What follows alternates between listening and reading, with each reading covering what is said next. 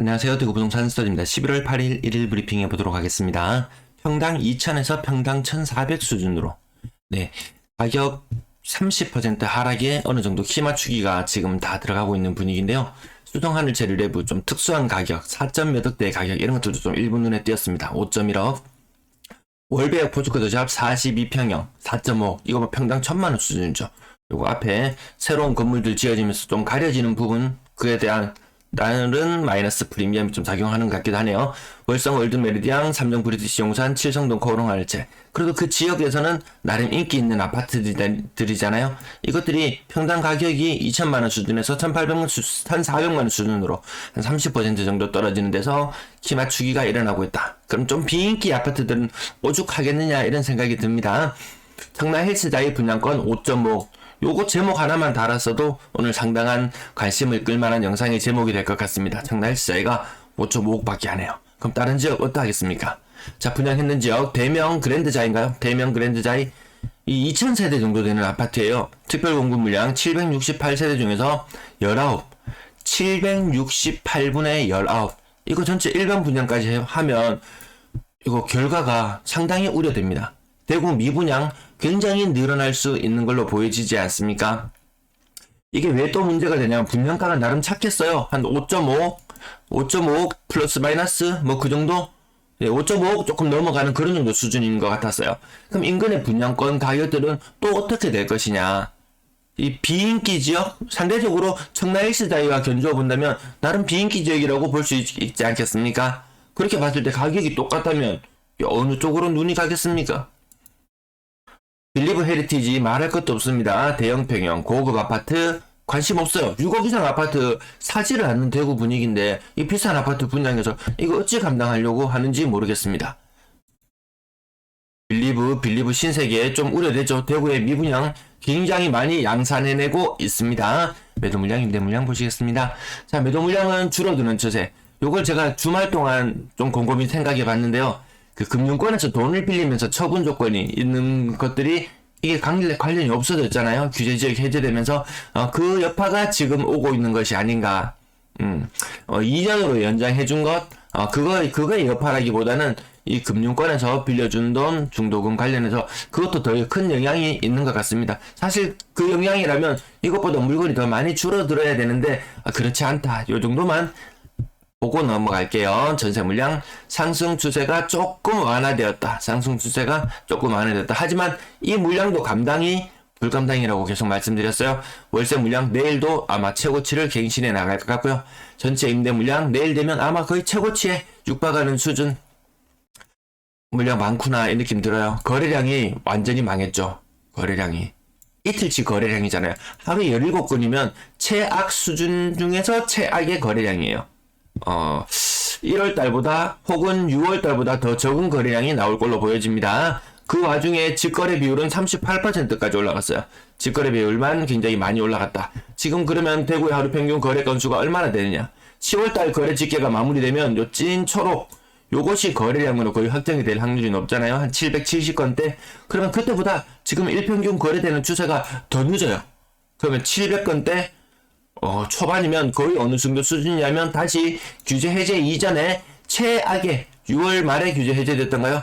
7, 8, 9, 3개월 천하를 누리고 나서 6월달보다 더 적은 거래량이 될지도 모르겠다. 그래도 서울하고 맞먹는 거래량이니까 대구도 충분히 더 서울처럼 분위기가 악화된다면 더 거래량이 줄어들 가능성도 염두에 둬야 된다. 수성하늘 제일외부 요 직거래 건이긴 했어요. 하지만 4점 몇 억대 좀 이상한 거래건들 많이 있었잖아요. 그런 것도 제외하고라도 이 정도면 그냥 가격이 맞는 것 같다. 5억 천 이 정도면 거래 가격이 맞는 것 같다 이런 느낌이 듭니다. 월비가 보시거든 42평형 4.5억 1층이긴 하지만 그래도 좀 평당 1,000만원 수준이면 관심 가는데 요 정도 느낌이네요.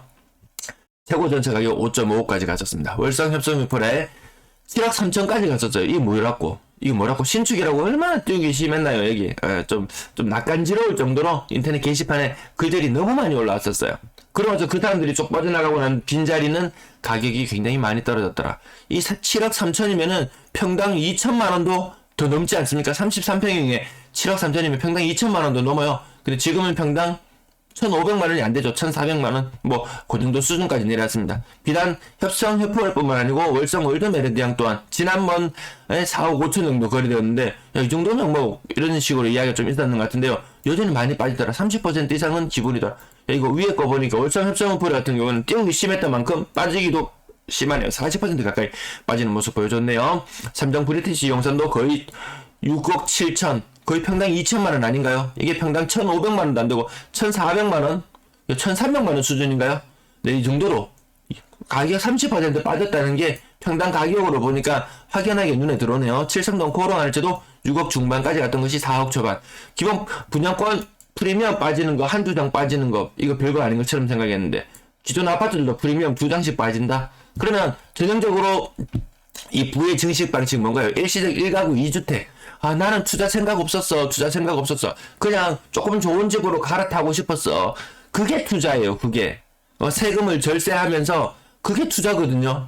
근데 나는 투자할 생각은 없었어. 나는 순수하게 더 좋은 집을 원했어. 그런 항변 통하지 않습니다. 일단 제일 세게 맞는 계층이 여기에요.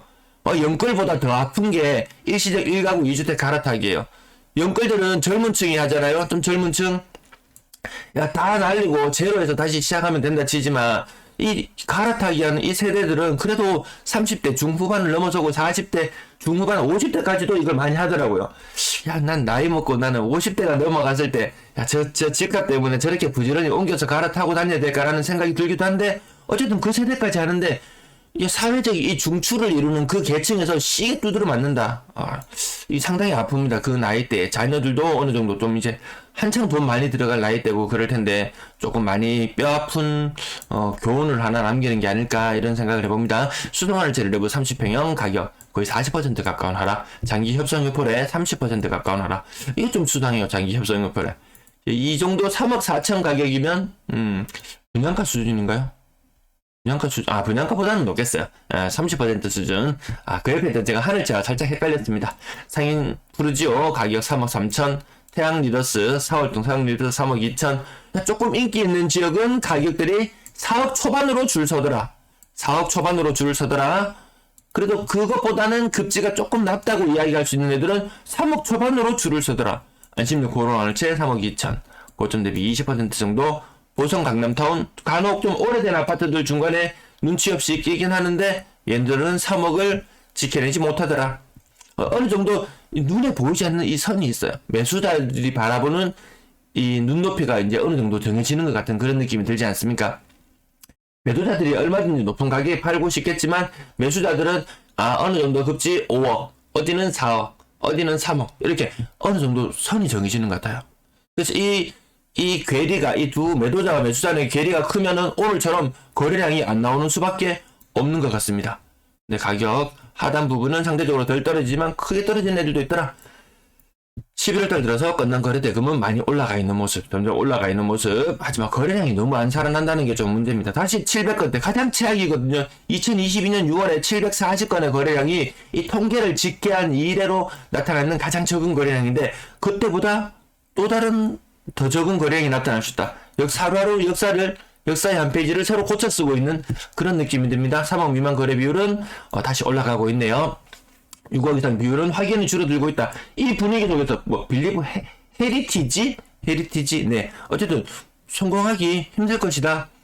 6억 이상 사는 사람이 잘 없다. 그것도 가격이 떨어지는 6억짜리를 사지, 6억 이상 물건을 사지, 가격이 치솟는 6억짜리를 살 것이냐? 그렇지는 않더라는 거죠. 분양권 거래량 줄어드는 거 느껴지시나요? 없어요. 그냥 분양권 거래량이 다시 예전의 분위기로 돌아왔습니다. 규제 해제 이후에 7월달에 거래량 얼마나 많았나요? 이때는 하루 평균 10건 이상의 거래량을 보였거든요. 근데 요즘 근래 들어서는 하루 평균 4건 정도의 거래량이 일반적이에요. 오늘은 이틀치 거래량이잖아요. 그럼 하루 평균 2건이 거래되었단 말이에요. 거래량이 너무 많이 줄어들고 있는 것도 좀 우려할 만한 부분입니다. 이제 분양권도 안 사더라.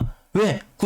기축들이 가격이 너무 많이 빠지니까 오히려 거기가 훨씬 더 매력적이지. 야, 기존에 1급지라고 불릴 만한 곳들 가격이 4억대로 주저앉았어요. 조금 2급지라고 불릴 만한 곳들 3억대로 주저앉았어요. 그래도 분양권은 5억이에요. 야, 분양권 5억짜리에 도시 인프라가 좀 덜 갖춰지고 상권이 덜 갖춰지고 이런 곳을 갈 것이냐? 아니면 잘 갖춰져 있는 4억짜리를 갈 것이냐. 물론 또 시간이 지나면은 또 이 5억짜리가 또 더 선호받는 지역으로 바뀔지는 모르겠지만, 야, 아직까지 제가 봤을 때는 기존의 1급지라고 불리던 것들, 그런 것들이 더 매력적으로 보이더라. 자, 분양권 거래량, 이거 뭔가요, 이거 도대체? 왜 이렇게, 직거래가 이렇게 많고 중개거래는 왜 이렇게 적나요? 오늘 여러가지 거래 건수들이 있었지만 가장 눈에 띄는 것은 청라헬스자이 84제곱미터 15층 가격 5.5, 이거 8.2억까지 가고, 일부 부산의 1급지들의 아파트들 가격 막 10억을 돌파하는 그런 모습을 보면서 여기도 10억을 돌파한다.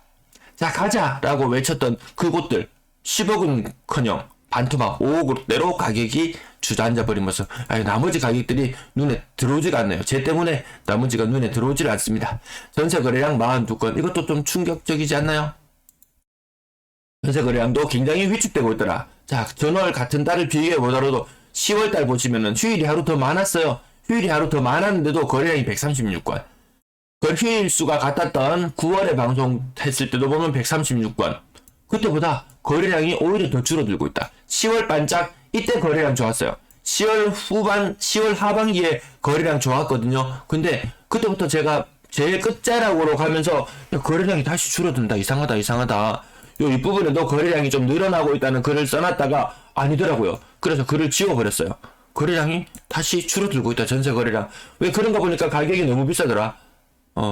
76은 42. 이 반토막 나는 정도 수준 거래.